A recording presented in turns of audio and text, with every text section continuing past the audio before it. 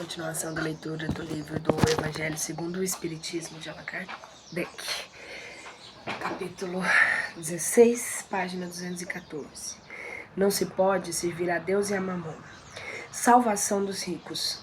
Ninguém pode servir a dois senhores, porque ou odiará um e amará o outro, ou se prenderá a um e desprezará o outro. Não podeis servir simultaneamente a Deus e a Mamon. Lucas, capítulo 16, versículo 13. Então se aproximou dele um mancebo e disse: Bom mestre, que bem devo fazer para adquirir a vida eterna? Respondeu Jesus: Porque... Perdão, vou mexer a mesa aqui, peraí, só vou arrumar ela. Isso, mais pra cá. Peraí. Isso. Pesadinho. Me desculpa, tá? Não vou pausar nem tirar, não, mas me desculpa. Respondeu-lhe... peraí. Então aproximou-se dele um mancebo e disse: Bom mestre, que bem devo fazer para adquirir a vida eterna? Respondeu-lhe Jesus: Por que me chama de bom? Bom só Deus o é. Se queres entrar na vida, guarda os mandamentos. Que mandamentos? Retrucou o mancebo. Disse Jesus: Não matarás, não cometerás adultério, não furtarás, não darás testemunho falso. Honra teu pai e tua mãe e ama teu próximo como a ti mesmo. O moço lhe replicou: Tenho guardado todos esses mandamentos desde que cheguei à mocidade. Que é o que ainda me falta? Disse Jesus: Se queres ser perfeito, vai e vende tudo o que tens, dá aos pobres e terão tesouro nos céus. Depois vem e segue-me. Ouvindo essas palavras, o moço foi todo tristonho, porque possuía grandes haveres.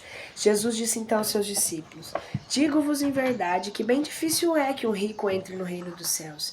Ainda uma vez digo, é mais fácil que um camelo passe pelo buraco de uma agulha do que entrar um rico no reino dos céus. Isso está em Mateus, capítulo 19, 16 a 24, Lucas 18, 18 a 25 e Marcos 10, 17 a 25. Preservar-se da avareza. Então, no meio da turba, um homem lhe disse: Mestre, dize ao meu irmão que divida comigo a herança que nos tocou. Jesus lhes disse: Ó homem, quem me designou para vos julgar ou fazer vossas partilhas? E acrescentou: Tende cuidado de preservar-vos de toda a sua avareza, porquanto seja qual for a abundância em que o homem se encontre, a sua vida não depende dos bens que ele possua. Disse-lhes a seguir essa parábola. Havia um rico cujas terras tinham produzido extraordinariamente e que se entretinha a pensar consigo mesmo assim: Que hei de fazer, pois já não tenho lugar onde possa encerrar tudo o que vou colher? Aqui está, disse, o que farei. Demolirei os meus celeiros e construirei outros maiores, onde porei toda a minha colheita e todos os meus bens. E direi à minha alma: Minha alma tens de reserva muitos bens para longos anos. Repousa, come, bebe e goza. Mas Deus ao mesmo tempo disse ao homem: Que insensato és! Essa noite mesmo tomar-te-ão a alma, para que servirá o que acumulaste? É o que acontece àquele que acumula tesouros para si próprio e que não é rico diante de Deus. Lucas, capítulo 12, 13 a 21. Jesus em casa de Zaqueu. Tendo entrado Jesus em Jericó, passava pela cidade e havia ali um homem chamado Zaqueu, chefe dos publicanos e muito rico, o qual, desejoso de ver a Jesus para conhecê-lo, não conseguia devido à multidão, por ele ser de estatura muito baixa. Por isso correu à frente da turba, subiu a um sicômoro para ver o porquanto ele tinha de passar por ali. Quando, chegando a esse lugar, Jesus dirigiu para o alto o olhar e, vendo-o, disse-lhe: Zaqueu, dá-te pressa em descer, porquanto preciso de hóspedes hoje em sua casa. Zaqueu desceu imediatamente e o recebeu jubiloso. Vendo isso, todos murmuravam, a dizer: Ele foi hospedar-se em casa de um homem de má vida. Veja, introdução do artigo dos publicanos. Entretanto, Zaqueu, pondo-se diante do Senhor, disse-lhe: Senhor, doa metade dos meus bens aos pobres, e se causei dano a alguém, seja no que for, indenizo com 4 tantos. Ao que Jesus lhes disse: Essa casa recebeu hoje a salvação, porque também este é filho de Abraão, visto que o Filho do Homem veio para procurar e salvar o que estava perdido. Lucas 19, capítulo 1 a 10. Parábola do mal rico.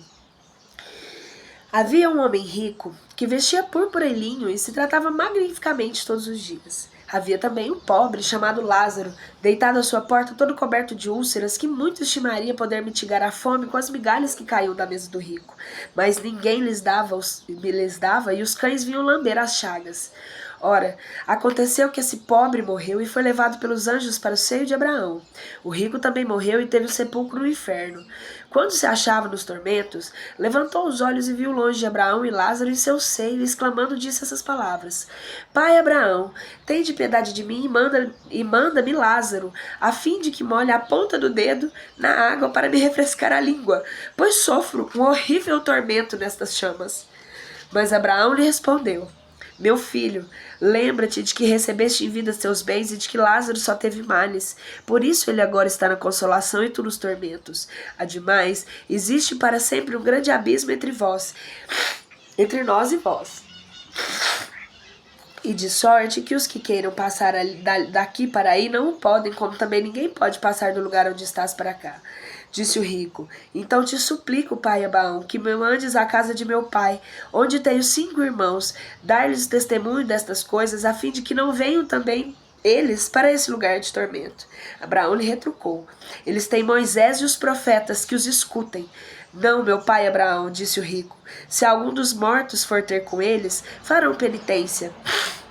Respondeu-lhe Abraão: Se eles não ouvem a Moisés, nem aos profetas, também não acreditarão ainda mesmo que algum dos mortos ressuscite. Lucas 16 a 19, 16, 19 a 31. Parábola dos talentos. O Senhor age como um homem que, tendo a fazer longa viagem fora de seu país, chamou seus servidores e lhe entregou seus bens. Depois de dar 5 talentos a um, 2 a outro e 1 a outro, cada um, segundo sua capacidade, partiu imediatamente. Enquanto o que recebeu 5 foi, negociou-se com aquele dinheiro e ganhou mais 5. O que recebera 2 ganhou do mesmo modo outros tantos. Mas o que apenas recebera 1 cavou um buraco na terra e aí escondeu o dinheiro do seu amo. Passado longo tempo, o amo daqueles servidores voltou e os chamou às suas contas. Veio que recebera 5 talentos, lhe apresentou outros 5, dizendo: Senhor, entregaste-me 5 talentos. Aqui estão, além desses, mais 5 que ganhei. Respondeu-lhe o amo: servidor bom e fiel. Pois que foste fiel em pouca coisa, confiar-te-ei muitas outras. Compartilha da alegria do seu senhor. O que recebera 2 talentos, apresentou ao seu turno e lhe disse: Senhor, entregaste-me 2 talentos, aqui estão, além desses outros 2 que ganhei. O amo lhe respondeu: Bom e fiel servidor, pois que foste fiel em pouca coisa, eu confiar-te-ei muitas mais. Compartilha da alegria do teu senhor. Veio em seguida o que recebeu apenas 1 e disse: Senhor, sei que és homem severo, que ceifas onde não semeaste e colhes de onde nada puseste. Por isso, como te temia, escondi o teu talento na terra e aqui o tens. Restitua o que te pertence. O homem, porém, lhe respondeu: Servidor mau e preguiçoso, se sabias que ceifo onde não semeei e que colho onde nada pus, devias pôr meu dinheiro nas mãos dos banqueiros, a fim de que, regressando, eu retirasse com juros o que me pertence. Tirem-lhe, pois, o talento que está com ele, deem aos que têm 10 talentos. Porquanto, dar-se-á a todos os que já têm, esses ficarão acumulados de bens. Quanto àquele que nada tem, tirar-se-lhe-á, mesmo que pereça ter, e que seja servidor inútil, lançado nas trevas exteriores, onde haverá por quanto ranger de dentes. Mateus 25, 14 a 30. Utilidade providencial da riqueza. Provas da riqueza e da miséria. Se a riqueza houvesse constituir obstáculo absoluto à salvação dos que possuem, conforme se poderia inferir nas certas palavras de Jesus, interpretadas segundo a letra e não segundo o espírito, Deus que a concede teria posto nas mãos de algum instrumento de perdição sem apelação humana. Ideia que repugna a razão. Sem dúvida, pelos arrastamentos que dá a causa, pelas tentações que gera, pela fascinação que exerce, a riqueza que constitui uma prova muito arriscada, mais perigosa do que a miséria. É o supremo excitante do orgulho, do egoísmo e da vida sensual. É o laço mais forte que prende o homem à terra e que lhe desvia o céu dos pensamentos. Produz tal vertigem que muitas vezes aquele que passa da miséria à riqueza esquece de pronto a sua primeira condição, os que com ela partilharam, os que o ajudaram, e faz-se insensível, egoísta e vão. Ao fato, porém, da riqueza de se tornar difícil de jornada, não segue que a torne impossível e possa vir a ser um meio de salvação para o que dela sabe servir-se, como certos venenos podem restituir a saúde, se empregados a propósito com discernimento.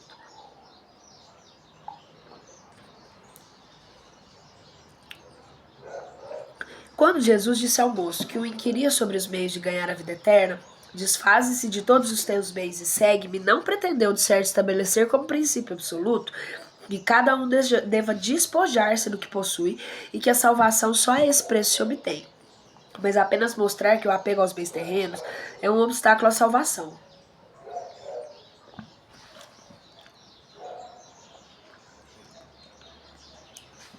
Aquele moço, com o efeito que se julgava quite, porque observara certos mandamentos e, no entanto, recusava-se a ideia de abandonar os bens que era dono. Seu desejo de obter a vida eterna não ia até o extremo de adquiri-la com sacrifício. O que Jesus lhe propunha era uma prova decisiva, destinada a pôr nu o fundo do seu pensamento. Ele podia, sem dúvida, ser um homem perfeitamente honesto.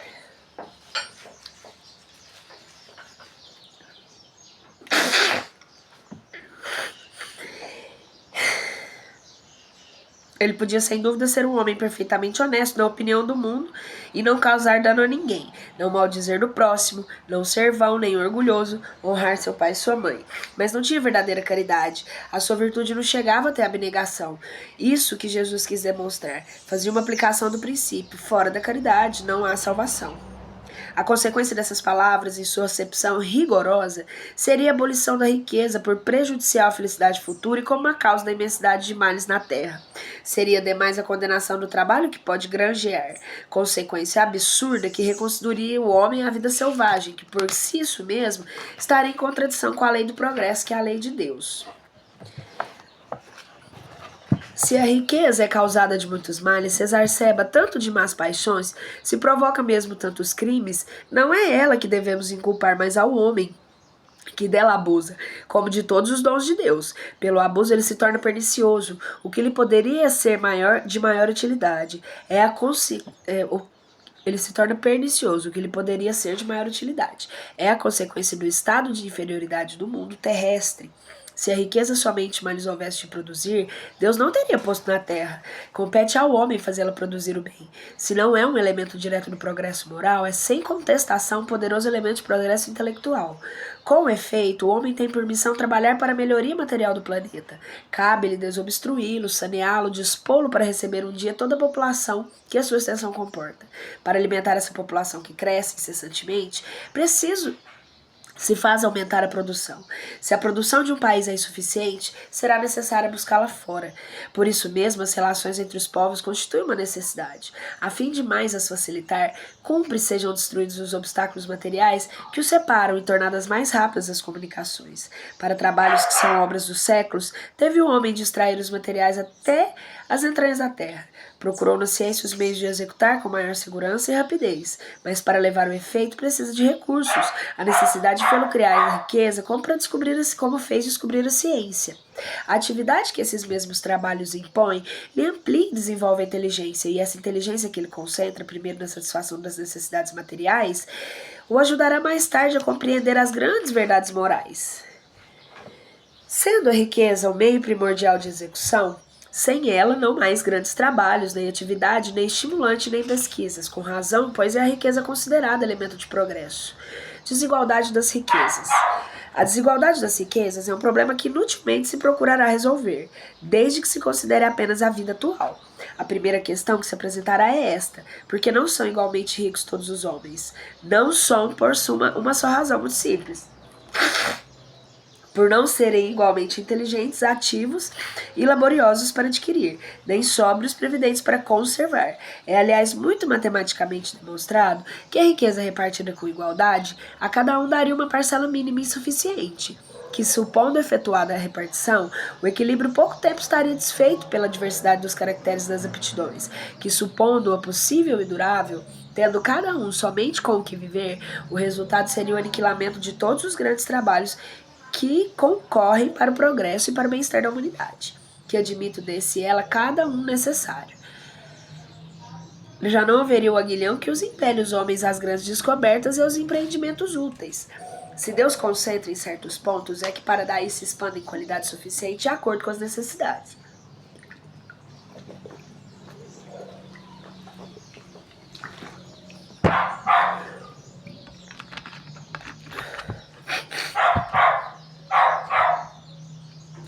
Admito isso, pergunta-se por que Deus a concede pessoas incapazes de fazê-la frutificar para o bem de todos. Ainda aí está uma prova de sabedoria e bondade de Deus. Dando-lhe o livre-arbítrio, quis ele que o homem chegasse por experiência própria a distinguir o bem do mal e que a prática do primeiro resultasse seus esforços e de sua vontade. Não deve o homem ser conduzido fatalmente ao bem nem ao mal, sem o que não mais fora senão instrumento passivo e irresponsável como os animais. A tempo é poderoso meio de ação para o progresso. Não quer Deus que ela permaneça longo tempo improdutiva, pelo que incessantemente a desloca. Cada um tem de possuí-la para exercitar e utilizá-la e demonstrar que uso sabe fazer dela. Sendo, no entanto, materialmente impossível que todos a possuam ao mesmo tempo e acontecendo além disso, que se todos a possuíssem, ninguém trabalharia. Como que melhorando o planeta ficaria comprometido? Cada um a possui por sua vez. Assim que não a tem hoje, já a teve e terá na outra existência, ou terá na outra existência. Outro que agora a tem, talvez não a tenha amanhã. Há ricos e pobres, porque sendo Deus justo como cada um é, a cada um prescreve trabalhar a seu turno. A pobreza é para os que sofrem a prova da paciência e da resignação. A riqueza é para os outros a prova da caridade e da abnegação. Deploram-se, com razão, o péssimo uso de que alguns fazem das suas riquezas, as ignóbeis paixões que a cobiça provoca e perguntam-se: Deus será justo, dando-as a tais criaturas? É exato que o homem só tivesse uma única existência. Nada justificaria semelhante repartição dos bens da terra. Se, entretanto, não tivermos em vista apenas a existência atual, ao contrário, considerarmos o conjunto da existência, veremos que tudo se equilibra com justiça. Carece, pois, o pobre de motivo assim para acusar a providência, como para invejar os ricos e estes se glorificarem de que possuem. Se abusam, não serão decretos ou leis suntuárias que se remediará ao mal. As leis podem no momento mudar o exterior, mas não logram para mudar o coração. Daí vencerem elas de duração efêmera e quase sempre seguidas de uma reação mais desenfreada. A origem do mal reside no egoísmo e no orgulho. Os abusos de toda espécie cessarão quando os homens se regerem pela lei da caridade. Instruções dos espíritos. A verdadeira propriedade. O homem só possui em plena propriedade aquilo que é dado a levar este mundo. Do que encontrar ao chegar, ele deixa partir o que goza enquanto aqui permanece. Forçado, porém, que é abandonar tudo isso, não tendo as suas riquezas a posse real, mas simplesmente usufruto. Que é então o que ele possui? Nada do que é uso do corpo. Tudo o que é uso da alma, a inteligência, os conhecimentos, as qualidades morais. Isso é o que ele traz e leva consigo e o que ninguém lhe pode arrebatar. O que lhe será muito mais utilidade no outro mundo do que neste. Depende dele ser mais rico ao partir do que chegar. Visto como do que tiver adquirido em bem, resultará a sua posição futura. Quando alguém vai a um país distante, constitui a sua bagagem de objetos utilizáveis nesse país. Não se preocupa com os que ali lhe seriam inúteis. Procedei do mesmo modo com relação à vida futura e aprisionai-vos de tudo que lá se possa servir. Ao viajante que chega a um albergue, o bom alojamento é dado ao que pode pagar. O outro, de parcos recursos, torna o menos agradável. Quanto ao que nada tem de seu, vai dormir numa enxerga. O mesmo sucede ao homem à sua chegada ao mundo dos espíritos. Depende dos seus haveres o lugar para onde vá. Não será toda a vida com seu ouro que ele pagará. Ninguém lhe perguntará quanto tinha na terra. Que posição ocupavas? Era príncipe ou operário? Perguntar-lhe-ão: que trazes contigo? Não se avaliarão os bens nem os títulos, mas a soma das virtudes que possua. Ora, sobre esse aspecto, pode o operário ser mais rico do que o príncipe? Em vão algará antes que partir da terra e pagou o peso do ouro na sua entrada no outro mundo. Responder-lhe-ão: os lugares aqui não se compram, conquistam-se por meio da prática do bem. Com a moeda terrestre, has podido comprar campos, casas, palácios, aqui tudo se paga com as qualidades da alma. És rico dessas qualidades?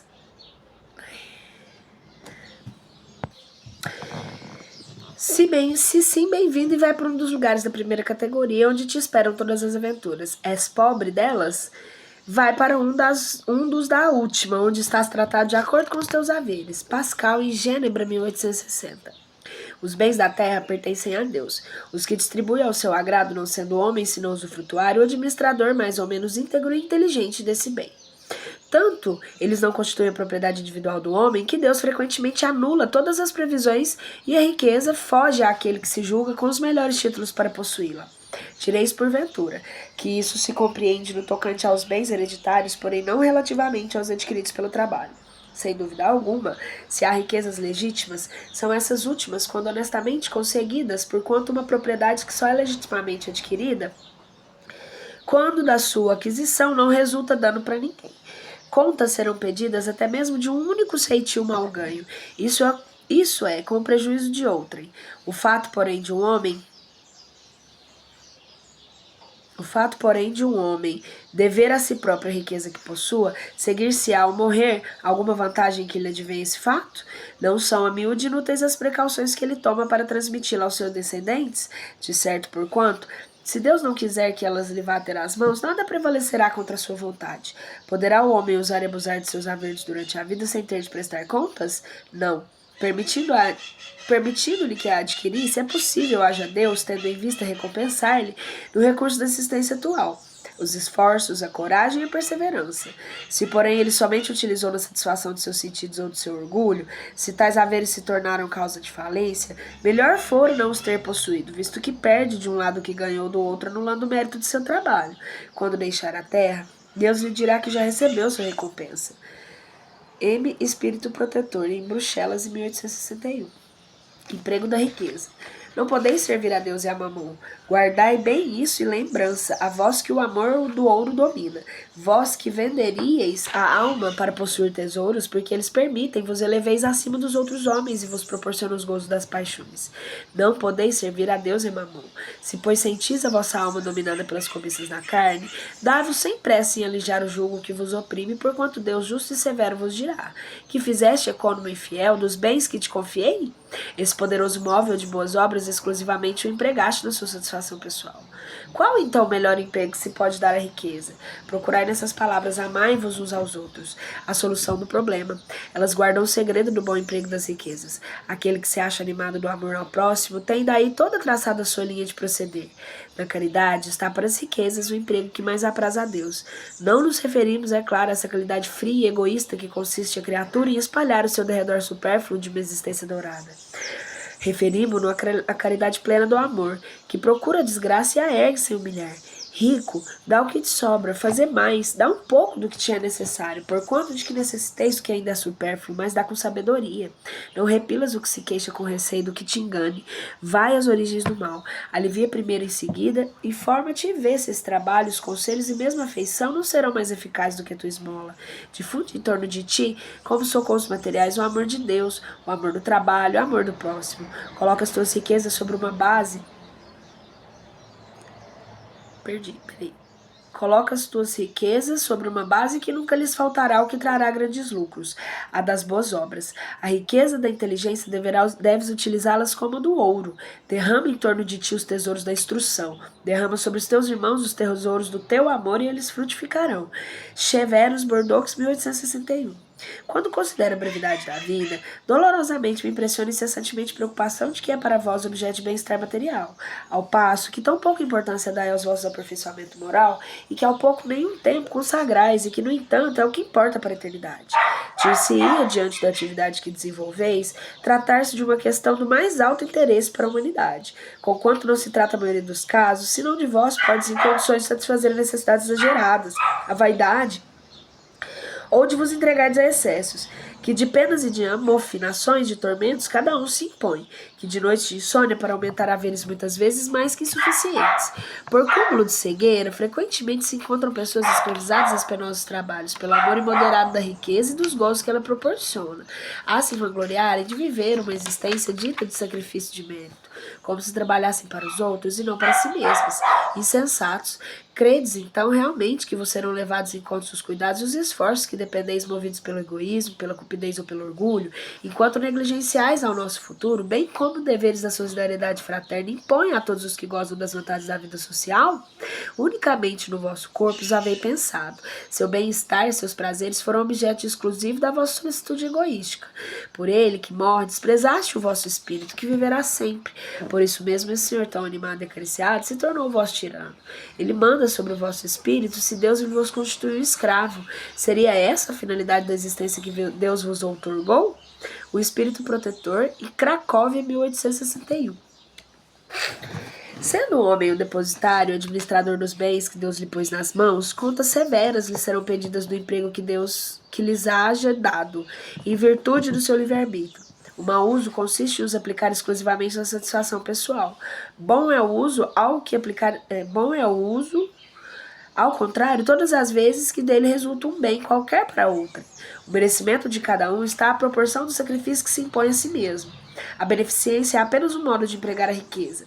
Ela dá alívio à miséria presente, aplaca a fome, preserva-o do frio e proporciona abrigo ao que não tem. Dever, porém, igualmente imperioso e meritório, é o de prevenir a miséria. Tal, sobretudo, a missão dos grandes fortunas, missão a ser cumprida mediante os trabalhos de todos os gêneros, como elas podem executar. Nem pelo fato de tirarem desses trabalhos legítimo proveito, os que assim as empregam deixaria de existir o bem resultante delas, porquanto o trabalho desenvolve a inteligência e exalça com a dignidade de um homem, facultando-lhe altivo que ganha o pão, o pão que come, enquanto a esmola humilha e degrada. A riqueza concentrada numa mão deve ser qual fonte de água viva que espalha a fecundidade e o bem-estar ao seu redor. Ó vós, ricos que a empregardes segundo as vistas do Senhor, o vosso coração será o primeiro a descendentar-se nessa fonte benfazeja. Já que nessas existências fruireis os inefáveis gozos da alma, em vez dos gozos materiais do egoísta, que produzem no coração vazio. Vossos nomes serão benditos na terra, e quando a deixardes, o soberano Senhor vos dirá, como na parábola dos talentos: bom e fiel servo entra na alegria do seu senhor. Nessa parábola, o servidor que enterrou o dinheiro que lhe fora confiado é a representação dos avarentos, em cuja mão se conserva improdutiva riqueza. Se, entretanto, Jesus fala principalmente das esmolas, é que naquele tempo e no país em que ele vivia, não se conheciam os trabalhos e as artes e a indústria e criaram depois nas quais as riquezas podem ser aplicadas utilmente para o bem geral. A todos os que podem dar, pouco ou muito eu direi, pois dai a esmola quando for preciso, mas tanto quanto possível convertei-a em salário, a fim de que aquele que a receba não se envergonhe dela. Fenelon, Argel, 1860. Desprendimento dos bens terrenos. Venho, meus irmãos e meus amigos, trazer-vos ao meu óbolo a fim de vos ajudar a avançar desassombradamente pela senda de aperfeiçoamento que entrastes. Nós nos devemos uns aos outros. Somente pela união sincera e fraternal entre os espíritos e os encarnados será possível a regeneração. O amor aos bens terrenos constitui um dos mais fortes óbices ao vosso adiantamento moral e espiritual. Pelo apego à posse de tais bens, destruís vossas faculdades de amar, como aplicardes todas as coisas materiais. Sede sinceros. Proporciona a riqueza uma felicidade sem mescla? Quando tendes cheios os cofres, não há sempre um vazio no vosso coração? No fundo dessa cesta de flores, não há sempre oculto um réptil, compreendendo a satisfação bem justa, aliás, que experimenta o homem que por meio do trabalho honrado e assíduo ganhou uma fortuna, mas dessa satisfação muito natural e que Deus aprova, um apego que absorve todos os outros sentimentos e paralisa os impulsos do coração, vai grande distância, tão grande quanto a que separa da prodigalidade exagerada e sórdida avareza, dois vícios entre os quais colocou Deus a caridade santa e salutar virtude que ensina ao rico a dar sem ostentação, para que o pobre receba sem bageza. Quer a fortuna vos tenha vindo da vossa família, quer a tenhais ganho com o vosso trabalho, há uma coisa que não deveis esquecer nunca, é que tudo promana de Deus e tudo retorna a Deus. Nada vos pertence na terra, nem sequer vosso pobre corpo. A morte despoja dele como de todos os bens materiais. Se sois depositários e não proprietários, não vos iludais. Deus vos emprestou, tende-los de restituir. Ele a empresta sob a condição de que o supérfluo pelo menos caiba aos que carecem do necessário. Um dos vossos amigos vos empresta certa quantia. Por pouco honesto que sejais, fazei questão de lhe restituir escrupulosamente que lhes ficais agradecido. Pois bem, essa a posição de todo homem rico. Deus é o amigo celestial que emprestou a riqueza, que não querendo para si mais do que o amor e o reconhecimento do rico, exige deste, porém, que ao seu turno dê aos pobres, que são tanto quanto ele seus filhos. Ardente e desvairada cobiça, despertam nos vossos corações os bens que Deus vos confiou. Já pensaste quanto vos deixai apegar imoderadamente a uma riqueza perecível e passageira como vós mesmos, e que um dia tereis de prestar contas ao Senhor daquilo que vos veio dele? Olvidais pela riqueza, vos revestistes do caráter sagrado, de ministros da caridade na terra, para serdes da aludida riqueza dispensadores inteligentes? Portanto, quanto somente em vosso proveito, usai de que vos confiou, que sois senão depositários infiéis?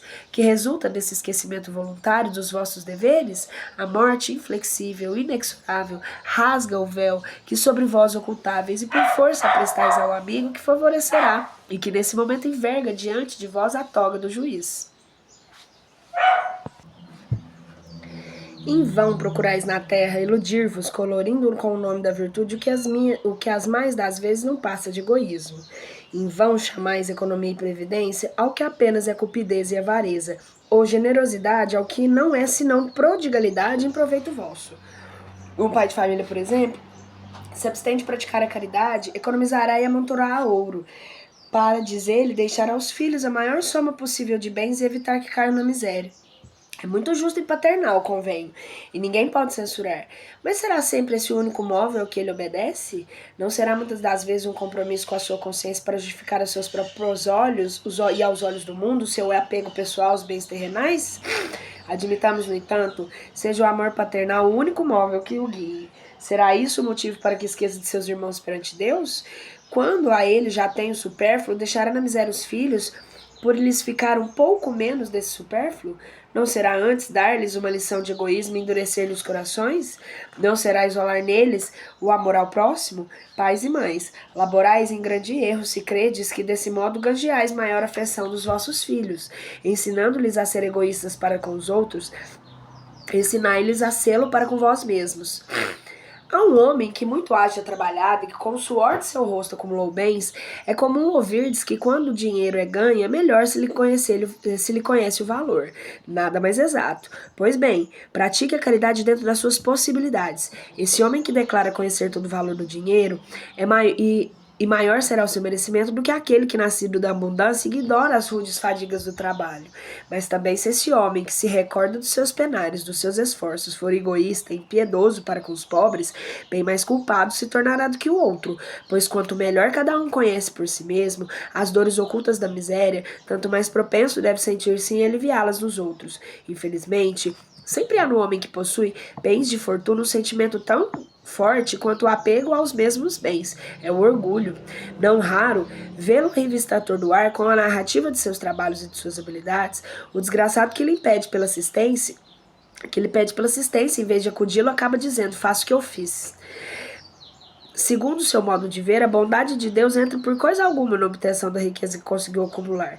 Pertence-lhe a ele exclusivamente o mérito de a possuir. O orgulho não lhe põe sobre os olhos uma venda que lhe tapa os ouvidos. Apesar de toda sua inteligência e de toda sua aptidão, não compreende que uma só palavra Deus pode lançar por terra. Esbanjar a riqueza não é demonstrar desprendimento dos bens terrenos, é descaso e indiferença. Depositário desses bens não tem o homem o direito de os lapidar, como não tem os de confiscar o seu proveito. Prodigalidade não é generosidade, é frequentemente uma modalidade do egoísmo. Um que despenda as machês o ouro e que disponha para satisfazer uma fantasia, talvez não dê um centavo para prestar um serviço. O desapego aos bens terrenos consiste em apreciá-lo no seu justo valor, em saber serviços dele em benefício dos outros e não apenas em benefício próprio, em não sacrificar por eles interesses da vida futura, em perdê-los sem murmurar, caso apraz a Deus retirá-los. Se por efeito dos imprevistos reveses vos tornardes qual Jó, dizei como ele, Senhor, tu nos havia dado e nos tirastes. Faça a tua vontade. Eis aí o verdadeiro desprendimento. Sede antes de tudo submissos. Confiai que, tendo-vos dado e tirado, pode novamente restituir-vos o que tirou. Resisti animosos ao abatimento, ao desespero que vos paralisam as forças. Quando Deus vos desferir um golpe, não esqueçais nunca que ao lado do mais são de prova, coloca sempre uma consolação. Ponderai sobretudo que há bens infinitamente mais preciosos que os da terra, e que essa ideia vos ajudará a desprender-vos desses últimos. O pouco apreço que se liga a uma coisa faz menos sensível que seja a sua perda. O homem que se aferra aos bens terrenos é como uma criança que somente vê o momento que passa. O que deles desprende é como um adulto que vê as coisas mais importantes para compreender essas proféticas palavras do Salvador. O meu reino não é deste mundo. A ninguém ordena o Senhor que se espoje do que se possua, condenando-se uma voluntária cidade, porquanto tal fizeste tornar-se-ia em carga para a sociedade. Proceder assim fora compreender mal o desprendimento dos bens terrenos, fora o egoísmo de outro gênero, porque seria o indivíduo a eximir-se da responsabilidade que a riqueza faz pesar sobre aquele que a possui. Deus a concede bem, lhe concede bem, lhe parece, a fim de que administre em proveito de todos. O rico tem, pois, uma missão que ele pode embelezar e tornar proveitosa a si mesmo. Rejeitar a riqueza quando Deus a outorga rejeitar a riqueza quando Deus a outorga é renunciar aos benefícios do bem que se pode fazer, gerindo-a com critério, sabendo prescindir dela quando não a tem, sabendo empregá-la utilmente quando a possui, sabendo sacrificá-la, tem, quando necessário, procede a criatura de acordo com os desígnios do Senhor. Diga, pois, aquele cujas mãos vem o que do mundo se chama uma boa fortuna: meu Deus, tu me destinaste a um novo encargo. Dá-me a força a desempenhá-lo segundo a tua vontade. Aí tendes, meus amigos, que eu vos queria ensinar acerca do desprendimento dos bens terrenos. Resumirei o que expus, dizendo: sabei contentar-vos com pouco. Se sois pobres, não invejeis os ricos, porquanto a riqueza não é necessária à felicidade. Se sois ricos, não esqueçais que os pobres... Não esqueçais que os bens que dispondes apenas vos estão confiados e que tendes de justificar o emprego que lhe derdes, como se prestasseis contas de uma tutela. Não sejais depositário infiel, utilizando unicamente em satisfação do vosso orgulho e da vossa sensualidade. Não vos julgueis com direito de dispor em vosso exclusivo proveito daquilo que recebestes, não por doação, mas simplesmente como mérito. Se não sabeis restituir, não tendes o direito de pedir, e lembrai-vos daquele que dá aos pobres, salda a dívida que contraiu com Deus. Lacordaire, Constantina, 1863. 15. O princípio segundo o qual ele é apenas um depositário da fortuna que Deus lhe permite gozar durante a vida, tira ao homem o direito de transmiti-la aos seus descendentes? O homem pode perfeitamente transmitir por sua morte aquilo que gozou durante a vida, porque o efeito desse direito será subordinado sempre à vontade de Deus, que pode, quando quiser, impedir que aqueles descendentes gozem do que lhe foi transmitido.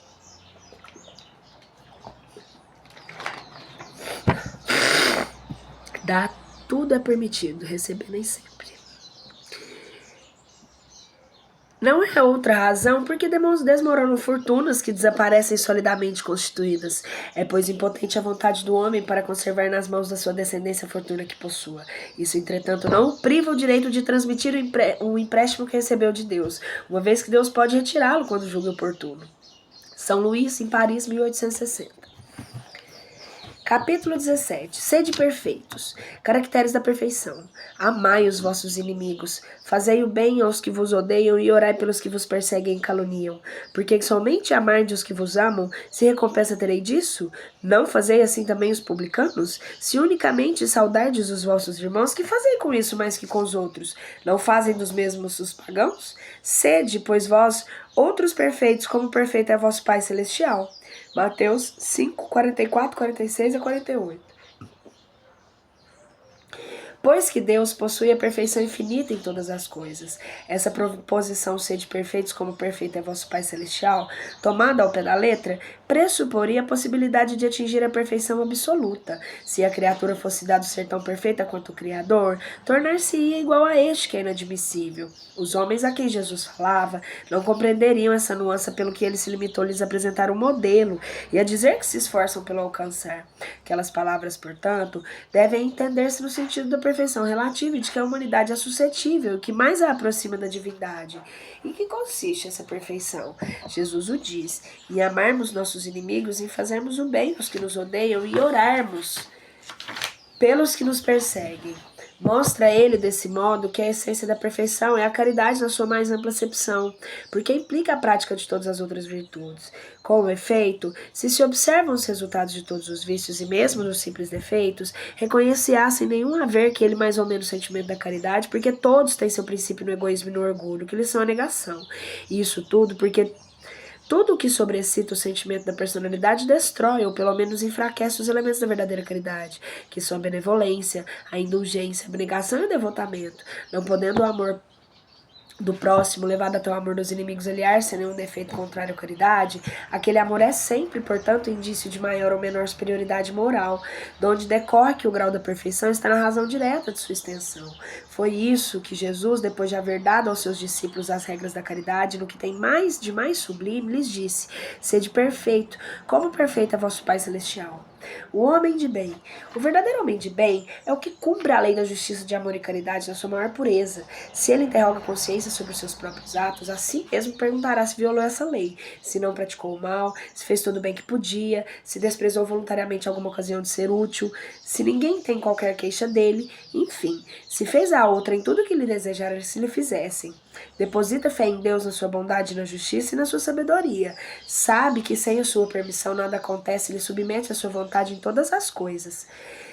Tem fé no futuro, razão porque coloca os bens espirituais acima dos temporais.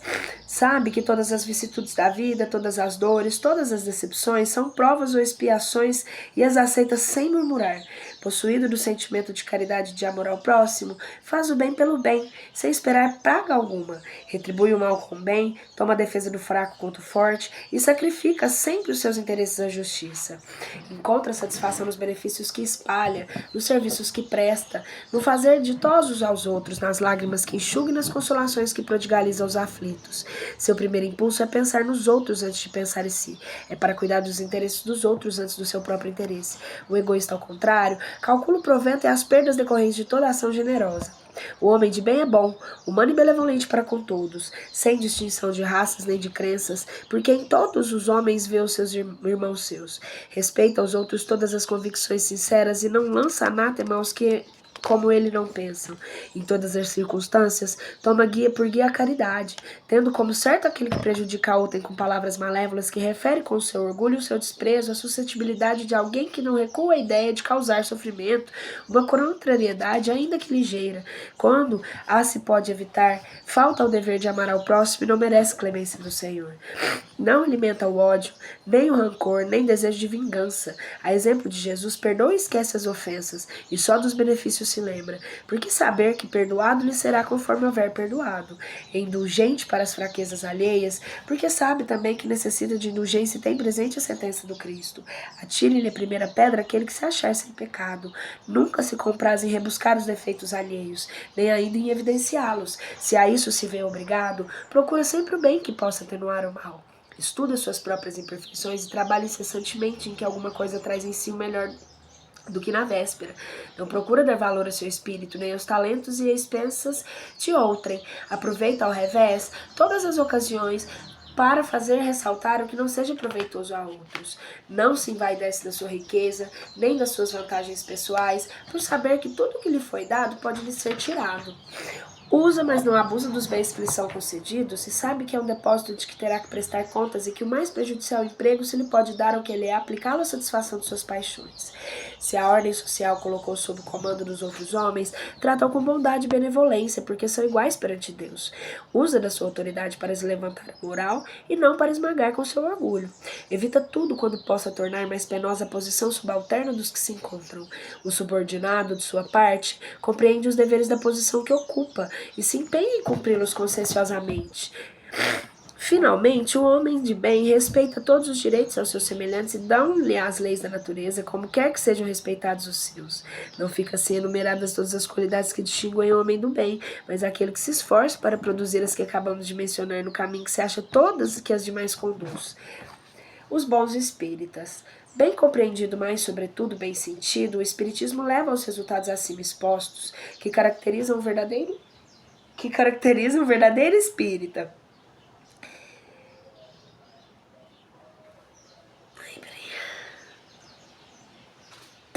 Como cristão verdadeiro, pois que um mesmo é que outro. O espiritismo não constitui nenhuma nova moral, só facilita aos homens a inteligência e a prática do Cristo, facultando a fé inabalável e esclarecida dos que duvidam ou vacilam. Muitos, entretanto, dos que acreditam nos fatos das manifestações, não lhes apreendem as consequências e nem ao alcance moral, ou se os falta Ou se os apreendem, não aplicam a si mesmos. A que atribuir isso? Há alguma falta de clareza da doutrina? Não, pois que ela não contém alegorias nem figuras que possam dar lugar a falsas interpretações. A clareza da sua essência é a mesma e é de onde lhe vem toda a força, porque faz ir direto à inteligência. Nada tem de misteriosa e seus iniciados não se acham a posse de qualquer segredo oculto ao vulgo. Se, então, necessária para compreendê-la, uma inteligência fora do comum, não tanto há homens de notória capacidade que não a compreendem ao passo de inteligências vulgares, moços, mesmo apenas saídos da adolescência, lhe preendem com admirável precisão os mais delicados matizes. Provém isso de que parte, por assim dizer, material da ciência, somente requer os olhos que observam, enquanto a parte essencial exige um certo grau de sensibilidade ao que se pode chamar maturidade do senso moral, maturidade que independente da idade, do grau de instrução, porque é peculiar ao desenvolvimento em sentido especial do espírito encarnado. Em algum dia, muito tenazes são os laços da matéria que permitem ao espírito se desprenda das coisas da terra. A névoa que os envolve tira-lhes a visão do infinito, de onde resulta não romperem facilmente com seus pendores e nem com seus hábitos, e nem percebendo que haja qualquer coisa melhor do que aquilo que são dotados. Tem a crença nos espíritos como um simples fato, mas nada ou bem pouco lhes modifica as tendências instintivas. Numa palavra, não divisam mais do que um raio de luz, insuficiente a guiá-los e lhes facultar uma vigorosa aspiração, capaz de lhes sobrepujar inclinações. Se há mais fenômenos do que a moral, que se lhes figura que se disse monótona. Pedem aos espíritos que incessantemente os iniciem em novos mistérios, sem procurar saber se já tornaram dignos de permetrar os arcanos do Criador. Esses são os espíritas imperfeitos, alguns dos quais ficam a meio do caminho ou se afastam de seus irmãos em crença, por suas simpatias para que eles compartilhem das fraquezas ou das prevenções. Contudo, a aceitação do princípio da doutrina é o primeiro passo que lhes tornará mais fácil, segundo, noutra existência. Aquele que pode ser com razão qualificado de espírita, verdadeiro e sincero, se acha em grau superior de adiantamento moral. O espírito que nele domina de modo mais completo a matéria, dá-lhe uma percepção mais clara do futuro. Os princípios da doutrina lhe fazem vibrar fibras que nos outros se conservam inertes. Em suma, é tocado no coração pelo que inabalável se lhe torna a fé. Um é qual músico que alguns acordes bastam para comover, ao passo que outros apenas ouvem sons. Reconhece-se o verdadeiro espírita pela sua transformação moral e pelos esforços que emprega para domar as suas inclinações más. Enquanto um se contenta com seu horizonte limitado, o outro, que apreende alguma coisa de melhor, se esforça por desligar-se dele e sempre consegue se tem firme vontade. Parábola do semeador.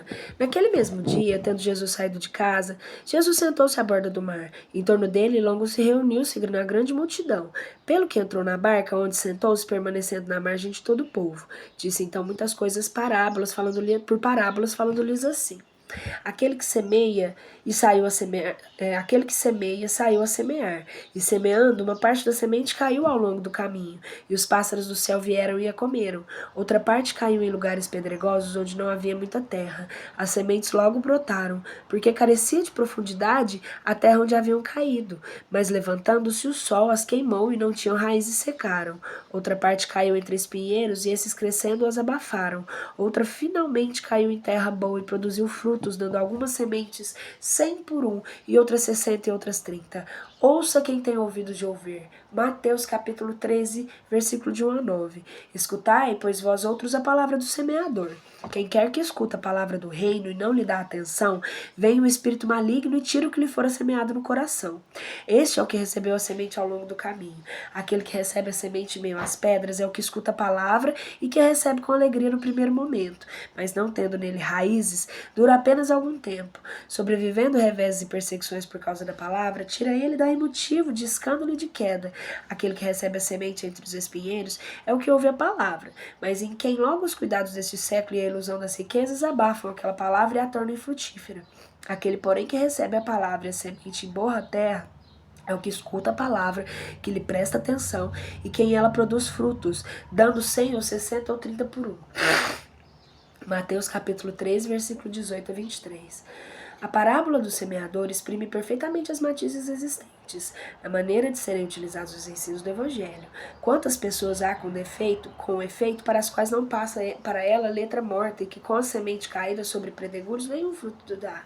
Não menos justa aplicação se encontra elas diferentes categorias espíritas. Não se acham simbolizados nela o que apenas atentam nos fenômenos materiais e nenhuma consequência tiram deles, porque neles mais não veem do que fatos curiosos, os que apenas se preocupam com o dado brilhante das comunicações dos espíritos, pelas quais só interessam quando lhes satisfazem a imaginação, e que depois de as terem ouvido, se conservam tão frios e indiferentes quanto eram? Os que reconhecem muito bons os conselhos e os admiram, mas para serem aplicados aos outros não a si próprios, aqueles que finalmente para os quais essas instruções são como a semente que cai em terra boa e dá frutos, as instruções dos espíritos. O dever. O dever é a obrigação moral da criatura para consigo. Primeiro e em seguida para com os outros. O dever é a lei da vida. Com ele deparamos nas mais ínfimas particularidades como nos atos mais elevados. Quero aqui falar apenas do dever moral, e não do dever que as profissões impõem. Na ordem dos sentimentos, o dever é muito difícil de cumprir-se, por se achar no antagonismo com atrações de interesse de coração. Não tem testemunhas de suas vitórias, não sujeitas a repressão e derrotas. O dever íntimo do homem fica entregue ao seu livre-arbítrio. O aguilhão da consciência, o guardião da pobridade interior, o adverte e sustenta, mas muitas vezes mostra-se impotente diante dos sofismas da paixão. Fielmente observado, o dever do coração eleva o homem. Como determiná-lo, porém, com exatidão? Onde começa ele? Onde termina? O dever principia para cada um de vós exatamente no ponto que ameaçais a felicidade ou a tranquilidade do vosso próximo. Acaba no limite que não desejai que ninguém transponha com relação a vós. Deus criou todos os homens iguais para a dor. Pequenos ou grandes, ignorantes ou instruídos, sofrem todos pelas mesmas causas, a fim de que cada um julgue em sã consciência o mal que pode fazer. Com relação ao bem, infinitamente vário nas suas impressões, não é o mesmo critério. Perdão. A igualdade em face da dor é uma sublime providência de Deus que quer todos os seus filhos instruídos pela experiência comum, não pratiquem o mal, alegando a ignorância dos seus feitos. O dever é o resumo prático de todas as especulações morais, é uma bravura da alma que enfrenta as angústias da luta. É austero e brando, ponto a dobrar-se às mais diversas complicações, conserva-se inflexível diante das suas tentações. O homem que cumpre seu dever e ama a Deus, mais do que as criaturas, e ama as criaturas mais do que a si mesmo. É a um tempo juiz e escravo em causa própria. O dever é o mais belo laureol da razão. Descende desta como ponto de sua mãe o filho. O homem tem de amar o dever, não porque preserve de males a vida, os males aos quais a humanidade não pode subtrair-se, mas porque confere à alma vigor necessário ao seu desenvolvimento. O dever cresce e irradia sobre mais elevada forma, em cada um dos estágios superiores da humanidade. Jamais cessa a obrigação moral dessa criatura para com Deus. Tem esta de refletir as virtudes do Eterno, que não aceita esboços imperfeitos, porque quer que a beleza de sua obra resplandeça a seus próprios olhos. Lázaro, em Paris de 1863. A virtude no mais alto grau é o conjunto de todas as qualidades essenciais que constituem um homem de bem. Ser bom, criativo, laborioso, sóbrio, modesto, são qualidades do homem virtuoso. Infelizmente, quase sempre nós acompanhamos pequenas enfermidades vorais que as desmoronam e atenuam. Não é virtuoso aquele que faz ostentação da sua virtude, pois que lhe falta a qualidade principal. A modéstia tem o vício que mais lhe opõe, o orgulho. A virtude verdadeiramente digna desse nome não gosta de estadear-se. Adivinham-na ela, porém, se oculta na obscuridade e foge à admiração das massas. São Vicente de Paulo era virtuoso. Eram virtuosos os dignos de cura d'Ars e muitos outros que quase desconhecidos do mundo, mas conhecidos de Deus. Todos esses homens de bem ignoravam fosse o bem com desinteresse, ignoravam que fossem virtuosos. Deixavam-se ir ao sabor de suas santas inspirações e praticavam o bem com desinteresse, completo e inteiro esquecimento de si mesmos. A virtude assim compreendida e praticada é que vos convido, meus filhos. Essa virtude verdadeiramente cristã, verdadeiramente espírita, vos concita a consagrar-vos. Afastai, porém, de vossos corações tudo que seja orgulho, vaidade, amor próprio, que sempre desadoram as mais belas qualidades. Dando o homem que se apresenta como modelo de trombeteiro, ele próprio e suas qualidades a todos os outros complacentes.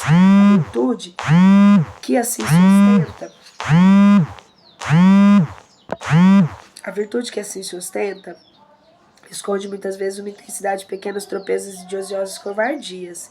Em princípio, o homem que se exalça, que ergue a uma estátua a sua própria virtude, anula por esse simples fato todo o mérito real que possa ter. Entretanto, que direi daquele cujo único valor consiste em parecer o que não é?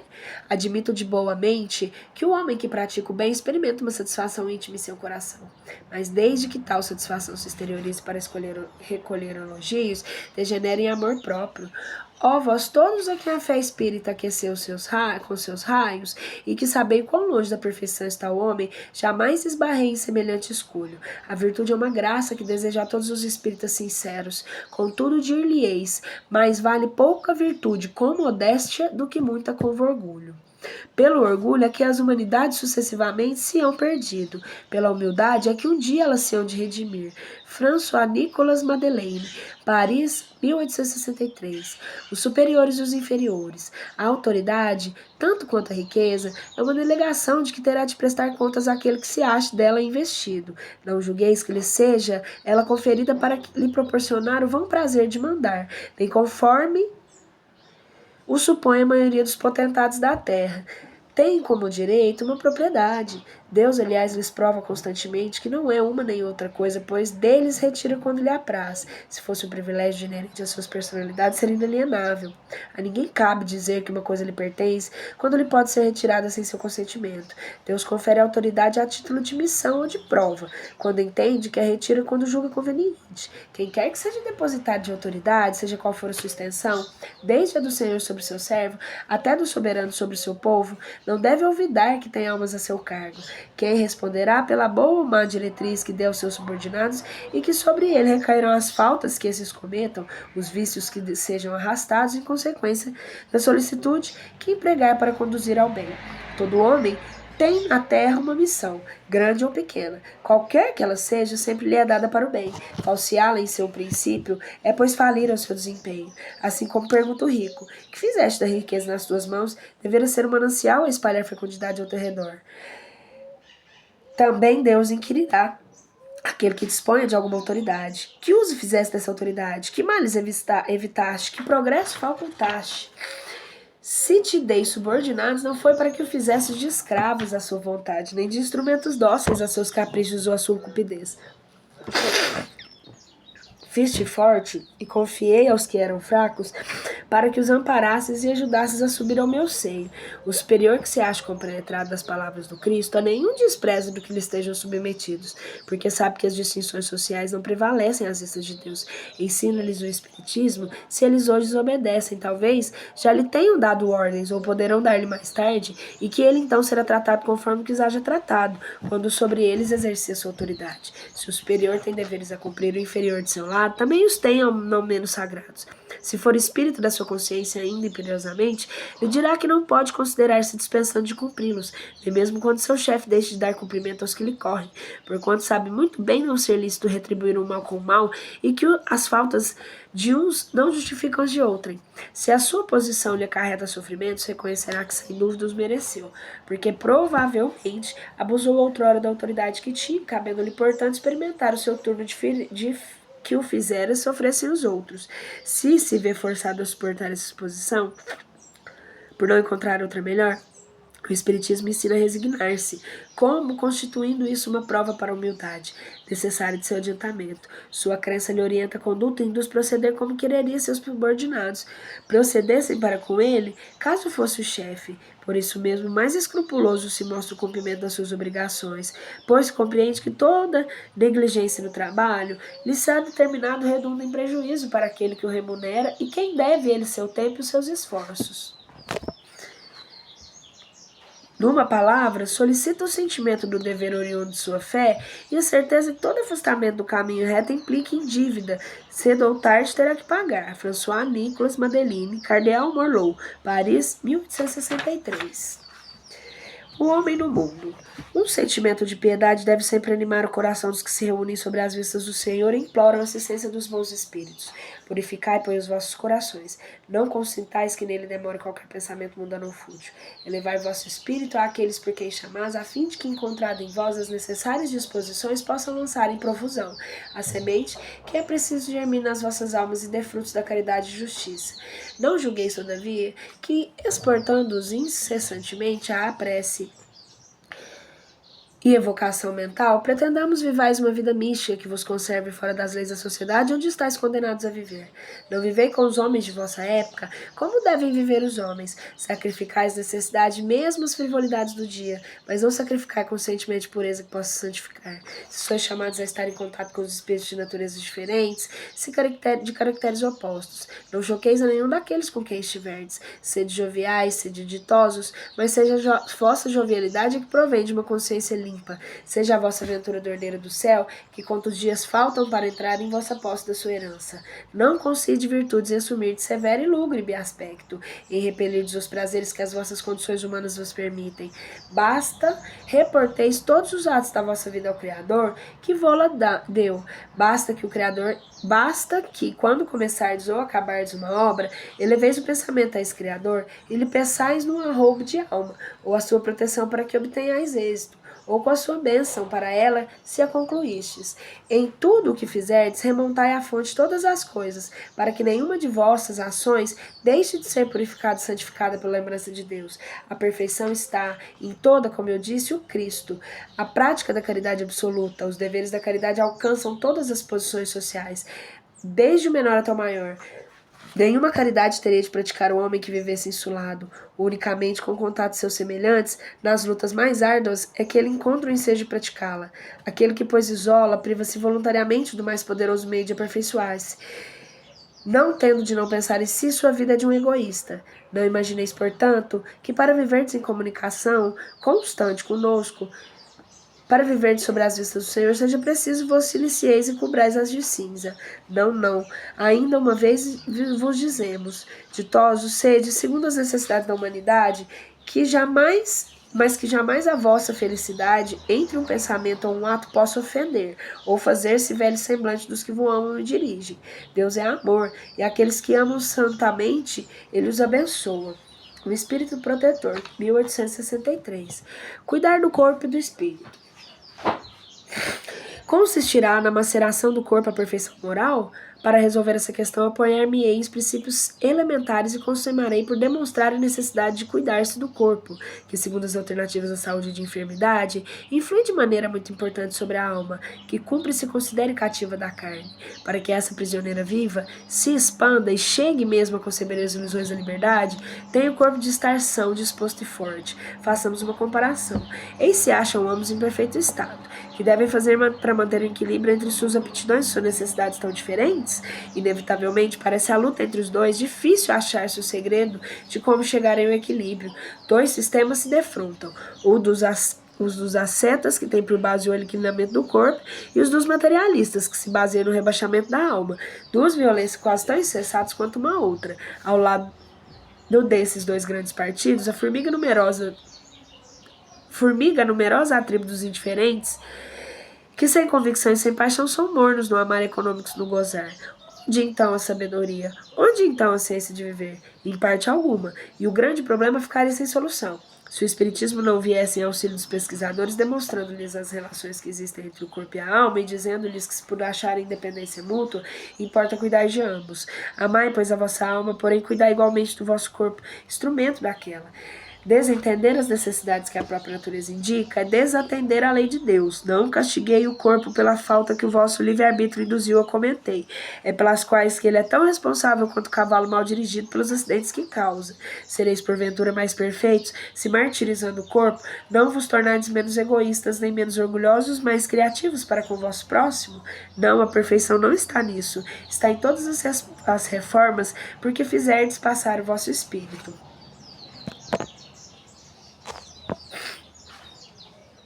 Dobrai e submetei, humilhai e mortificai esse meio de o tornar dócil à vontade de Deus e o único de alcançardes a perfeição.